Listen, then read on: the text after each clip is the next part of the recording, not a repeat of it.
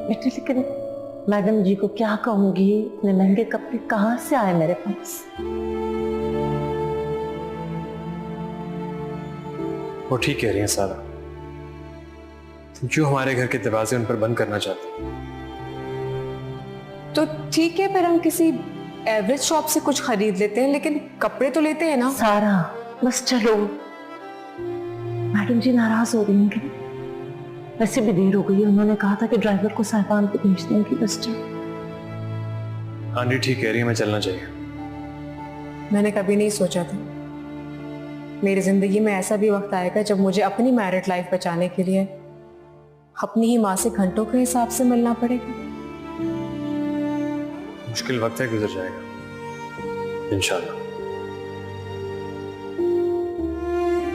चलो।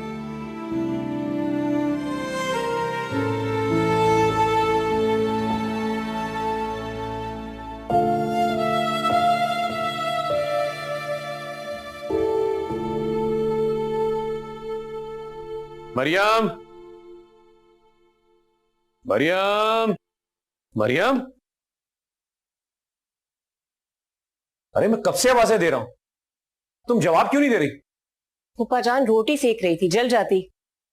मेरे कमरे से तस्वीरें किसने उठाई और समिया की अलमारी किसने खाली की? मैंने, इसलिए कि उन चीजों की अब आपके कमरे में जरूरत नहीं थी। तुम होती कौन है ये डिसाइड करने वाली?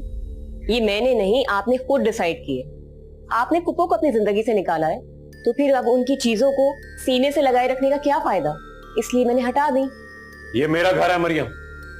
अरे तुम्हारी हिम्मत कैसे हुई कि तुम मेरे कमरे से समिया की चीजें निकालो? ये क्या हो रहा है?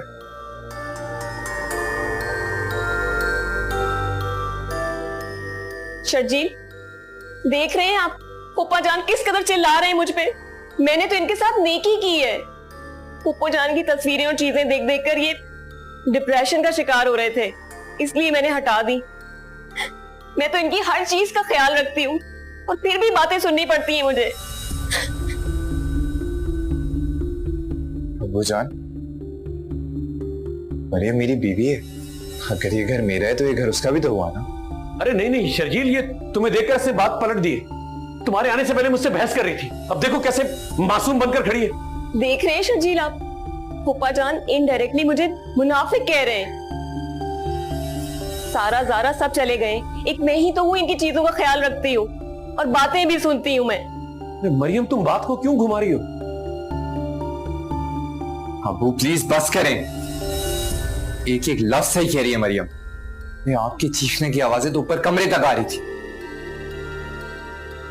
मैं अम्मी की वजाहतें नहीं सुनी तो आप इस बेचारी पे क्या भरोसा करेंगे?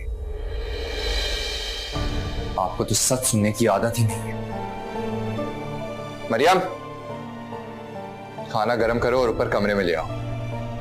इस घर से तो सुकून गायब भी हो गया है।